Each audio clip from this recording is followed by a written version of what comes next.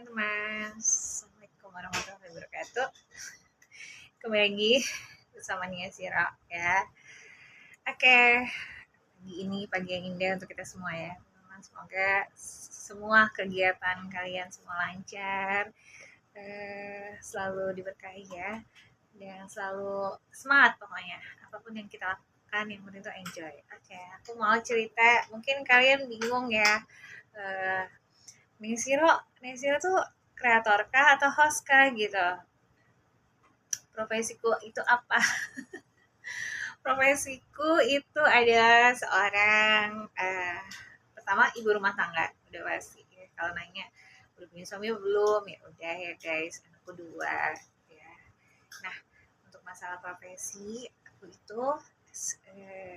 tuh sudah lama terjunnya tuh di konten kreator guys ya.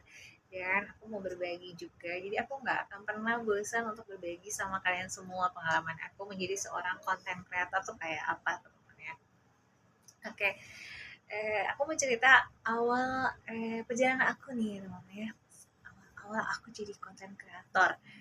Nah, awal-awal itu sebenarnya aku tuh nggak sengaja, bener-bener.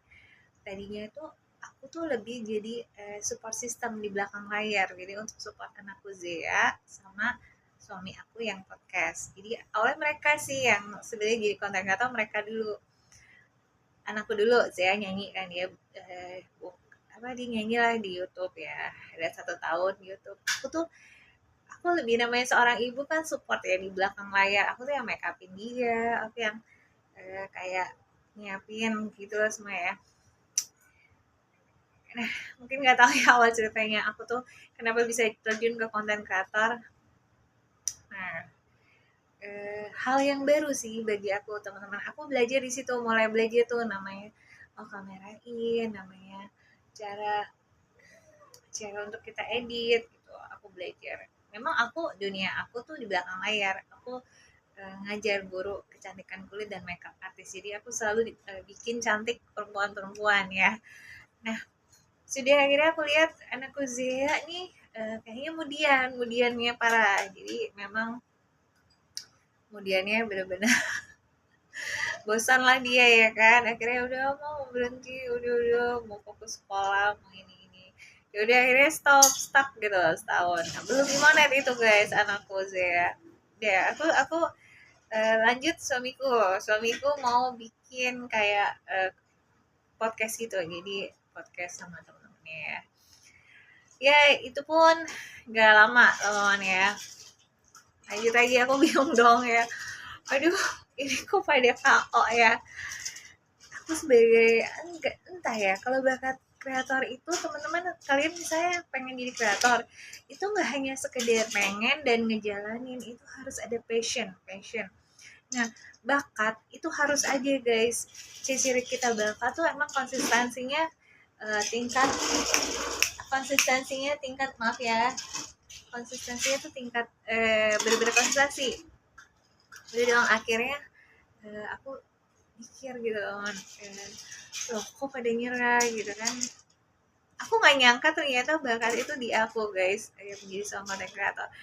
Padahal tau gak kalian ya, pardon please, padahal oke lanjut, sorry ya ada gangguan suara.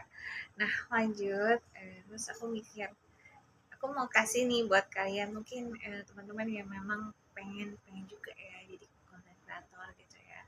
Ini waktunya juga enak kalau jadi content creator guys, ini bisa dilakukan di rumah ya, WFH lah ya. Dan kita yang jadi bos tuh diri kita sendiri, kita nggak jadi buat orang-orang yang memang suka kesendirian, suka bekerja dengan tenang gitu, cocok banget untuk menjadi content creator. Nah lanjut, kenapa aku nyemplung guys, awalnya aku tuh nggak jadi konten kreator. Awalnya aku mau jadi beauty blogger. Aku belum terniat untuk jadi konten kreator, aku beauty blogger. Jadi aku bawain karena skill aku kan memang makeup, aku ngajar makeup ya, cara-cara step-step makeup yang benar seperti apa. Awalnya tuh aku tuh maunya jadi beauty blogger guys. Aku belum ngerti tuh nama edit ya. Aduh kayak gimana edit. Udah aku mulai tiap hari, jadi aku rajin tiap hari aku bawain makeup Kalian lihat ya, scroll di YouTube aku tuh paling bawah itu makeup semua guys. Aku belum mau, belum passion aku belajar edit, namanya ibu rumah tangga ya, males banget. Biasanya aku minta tolong suamiku atau anakku editin gitu. Kalau aku udah makeup editin dong, nah gitu-gitu ya. Terus lama-lama aku mulai passion nih, teman mulai pengen tahu, karena kalau seorang konten kreator tuh harus bisa edit sendiri, bener guys, karena selera selera kita nih beda-beda teman-teman. Selera aku tuh feminim feminim ya, jadi ketika video aku dieditin sama pasangan aku agak protes, ini kok laki banget ya makeup suasananya kayak cowok. Nah aku komplain dong sama dia. Terus aku bilang, aduh enggak deh, mama belajar edit aja. Begini aku belajar edit guys, aku belajar sendiri. Pertama kali aplikasi yang aku pelajari adalah CapCut. CapCut itu sangat memudahkan untuk para kreator pemula untuk kayak bereksplor ya, kayak videonya mau diapain buat diapain. Nah itu aku belajar dalam semalam. Itu semalam, enggak semalam sih, tiap malam tuh aku selalu belajar sendiri. Aku belajar dari kreator-kreator yang sudah terkenal, cara mereka naro-naro hurufnya, huruf kayak apa, mereka caranya gimana. Di situ aku mulai belajar namanya, oh ada bokeh ya, oh ada ini, oh harus kameranya ini, kamera itu. Dan terbentur guys, aku tuh gak punya kamera. Aku bermodalkan HP ini, Vivo. Tapi aku mau banget gitu jadi content creator. Um, aku nggak punya device yang kayak content creator lain yang lengkap, ada timnya, ada semuanya, device-nya sangat ini ya. Aku nggak punya laptop guys, aku nggak punya apa. Tapi passion aku tuh nggak tahu ya, kalau kita bakat tuh emang diterobos aja guys. Aku tuh nerobos aja, eh, nerobos jalur yang menurut kan aku dengar ya, yang seorang adalah kameramen, dia bilang dia biasa kamerain gitu. Dia bilang, oh nggak bisa loh di konten terus kamera tuh Sony apa-apa gitu, harus gini-gini. Aku tuh bukan orang yang selalu mendengarkan teman. Aku orangnya apa ya, aku tuh kekeh, orang gigih gitu. Jadi kalau kata aku, ah enggak, aku bisa nih, kayak kira aku bisa gitu ya. Udah akhirnya aku mulai tuh belajar ya, pede aja aku pakai. Aku model model HP semua teman-teman, aku nggak ada device, aku nggak punya tim. Jadi selama 4 tahun aku tuh kerjain semua sendiri, sambil ngurusin anak, ngurusin suami, aku semua sendiri. Jadi aku nggak punya tim ya, entah ya, mungkin belum ya, belum waktunya. Nanti mungkin one day aku mau juga untuk bantu aku biar aku juga nggak terlalu capean ya. Nah, aku mau cerita perjalananku. Awalnya tuh beauty blogger, aku bawain makeup tutorial. Eh, dari yang cuman subscribe aku tuh dikit, yang masih aku share ke teman-temanku, ada ke teman keluarga aku, share ya. Terus aku lihat kok apa perkembangannya tuh nggak terlalu yang perkembangannya tuh nggak terlalu oke ya, maksudnya oke tapi nggak terlalu ngebum, aku kurang puas. Nah untuk menjadi seorang content creator harus punya rasa kurang puas teman-teman. Kurang puas kenapa? Karena kalau kita ngerasa udah puas, kita perjalanannya stuck gitu aja guys, nggak boom gitu. Nah akhirnya aku eh, mulai berpikir lagi, apa ya, konten apa yang aku bawain. Oke, akhirnya aku mulailah lihat-lihat juga yang lain. Oh yang lain lebih ke sini. Karena seorang emak-emak ya, aku jenuh melihat banyak banget apa ya, semuanya berlomba-lomba kemewahan teman-teman nih. Kenapa aku bawain keluarga Cemara? Semua berlomba-lomba ingin memamerkan kelebihan yang mereka punya, bener gak sih? Sedangkan tujuan asal seorang content creator tuh kan bukan kayak gitu guys. Sebenarnya yang aku pelajari sendiri, seorang content creator itu orang yang membawakan sebuah video dan bisa memviralkan ke masyarakat banyak, ya kan? Dengan menurut aku dengan device terbatas bisa memviralkan, itu udah hebat banget teman-teman. Dan aku fokus ke situ guys. Aku mau lihat mereka tuh terlalu apa ya, terlalu memaksakan gitu ya. Aku baca di berita banyak banget seorang anak yang dia konten kreator memaksakan harus uh, beliin apa, baju yang mahal atau beli apa. aku pakai dasar gini aja guys, aku nggak pernah minta mahal, aku nggak pernah merepotkan pasanganku harus ini harus itu, enggak, aku pakai apapun aku bawa. Kunci kreator adalah percaya diri, percaya diri harus tinggi teman, bukan berarti over over percaya diri ya, itu juga nggak boleh, jadi ngepas percaya dirinya. Nah, aku mulailah berpikir, oh iya aku mau bawain kesederhanaan apa ya, parodi aku bawain parodi, karena passion aku emang di situ teman-teman, karena di SMA aku tuh suka ikut drama-drama, aku jadi ya peran-peran tokoh gitu ya. Aku bilang parodi, aku mau bawain keluarga Cemara. Ya udah, device aku apa? Pokoknya kadang aku baca ketawa ya, kalau ada yang komen di Instagram aku ada tuh komen, ih masa ibu yang eksploitasi anak sih, anaknya di videoin gini-gini, masa ini sih gitu. Karena aku konteksnya gitu teman-teman, keluarga Cemara ya kita keluarga gitu guys, jadi nggak mungkin aku terus yang ada ya, kadang suami aku, kadang anak aku yang gede, kadang anak kecil, jadi memang kita saling ya, saling support. Aku udah briefing juga sama keluarga aku, mau gak support mama gitu kayak gini gitu. Kita bikin konten yang seru, dan aku memang tujuan aku kesederhanaan teman-teman, jadi mohon maaf bila memang kadang ada yang protes videonya, ih video gini yang gini-gini. Aku memang tidak terlalu banyak ngedit guys, aku dulu sering banget, kalian lihat video aku lama, aku ngedit ngedit aku belajar edit, aku belajar dan aku tuangkan, aku berani menuangkan. Ternyata berdasarkan eksperimen aku ya, video yang tanpa edit itu lebih view-nya meledak loh guys, daripada video yang terlalu dibikin perfeksionis, dibikin seolah-olah sempurna, itu juga kurang ya. Aku lihat eksperimenku seperti itu justru, teman aku nggak ngerti deh, seperti itu.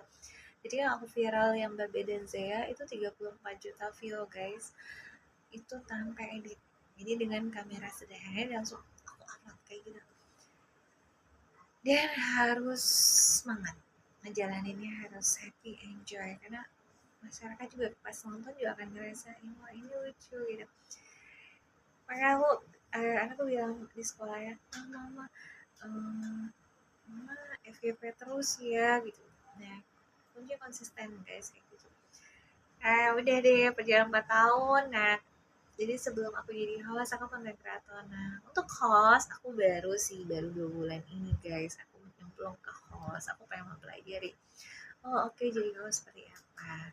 Jadi memang ada pendapatan host itu mungkin saat itu juga dapat guys, tapi mungkin tidak sebanyak apa yang, jadi tergantung sih, rezeki host tuh macem-macem ya rezekinya, suka dukanya. Tadi konten kreator ya, suka dukanya ya harus terus eksis ya, dari mulai di monet di YouTube itu belum tentu langsung gajian. Aku masih nabung setahun lagi untuk, jadi uangku tuh ditabung, belum bisa cair sampai detik ini teman-teman.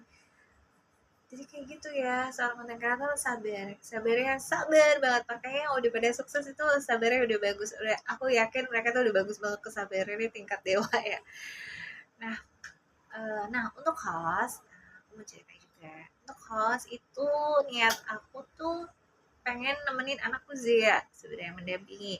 Karena dia juga kan mau jadi host, seorang ibu ya, khawatir ya kalau host itu kan, aku khawatir gitu, namanya anakku baru 17 tahun, masih muda banget. Dia juga kadang, anakku tuh ceroboh, sembrono, jadi aku takut dia salah jalan, jadi akhirnya aku ikut gitu. Ya udah mama ikut juga, makanya kita host bareng, ibu dan anak. Kalian pernah lihat aku PKA bareng anak aku, ya tujuan aku menjaga dia teman-teman, dan aku juga pengen interaksi langsung sama penggemar aku, sama sahabat-sahabat aku, makanya aku adain live. Oke, aku cerita suka duka jadi host adalah satu, teman-teman, untuk yang baru itu susah banget, view-nya bagus itu susah.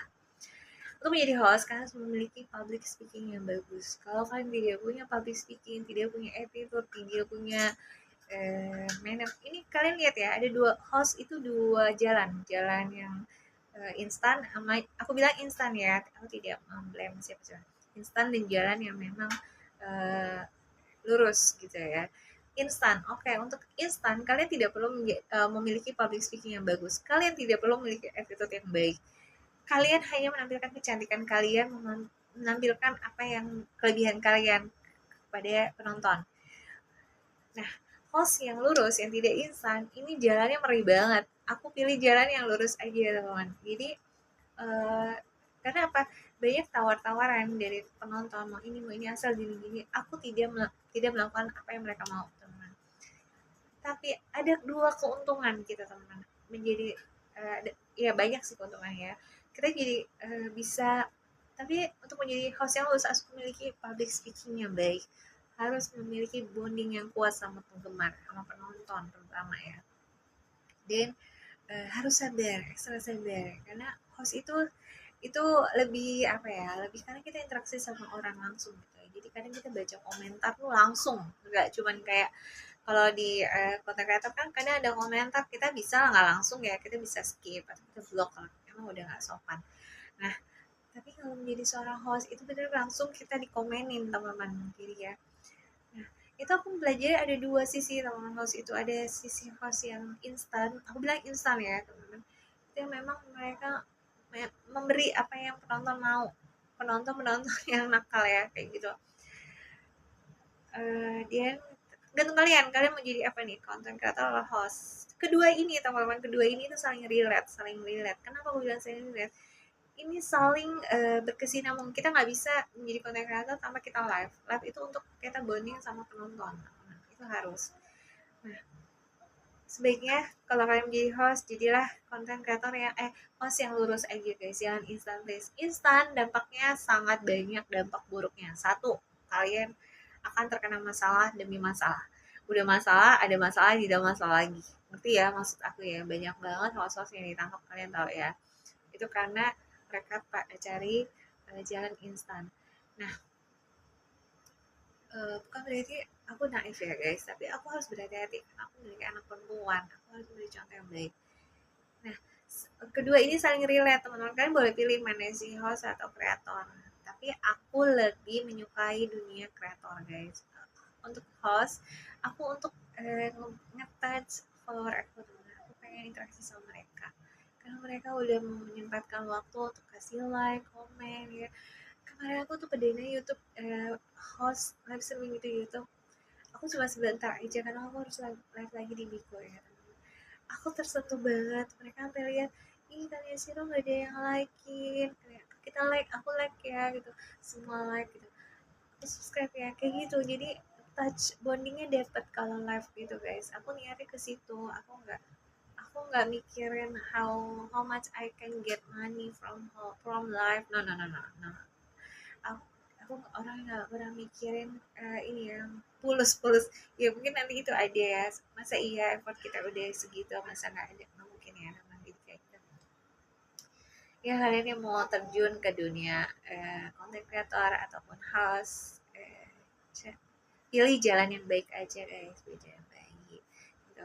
Kalian punya skill, kalian mau yang kecantikan, boleh kalian tuh. Aku juga kadang show up ya kelebihan aku apa, tapi tipis aja, jangan terlalu over berani, terlalu berani jangan juga. Kita juga harus mikir ya, kita tuh tinggal di mana ya guys ya, di negara Indonesia yang memang semua ada tata krama, ada norma gitu guys ya.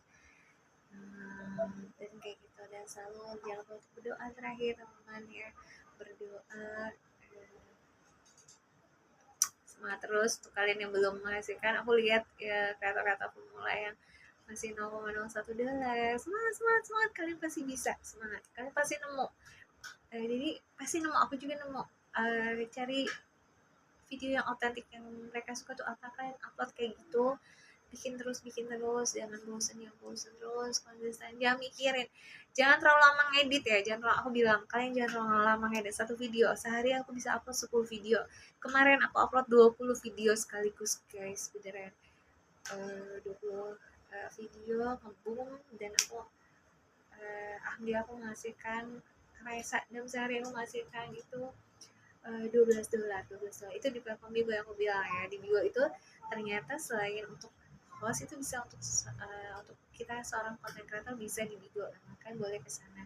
Itu bagus banget, mereka nyairin itu tiap hari. Jadi kalau kita ngebum, view kita bagus, itu kita dapat reward ya. Kalian jangan sungkan ke sana, kalian untuk hari-hari kan gak pusing, enak ya menjadi content creator. Jadi kadang identik Bigo tuh host ya teman-teman, host tidak ada content creator itu benar-benar kita dihargai juga di sana. Jadi untuk dapat untuk pengen tiap harinya itu boleh kalian. Sebulan belum sih, sebulan kalian terus kejar levelnya dulu, udah dapet level, udah. Ya kayak gitu, semangat, semoga berguna ya. Edukasi menjadi seorang content creator di in-house seperti apa. Tinggal kalian pilih mau konten seperti apa, yang penting kalian harus senang, enjoy ngejalaninnya.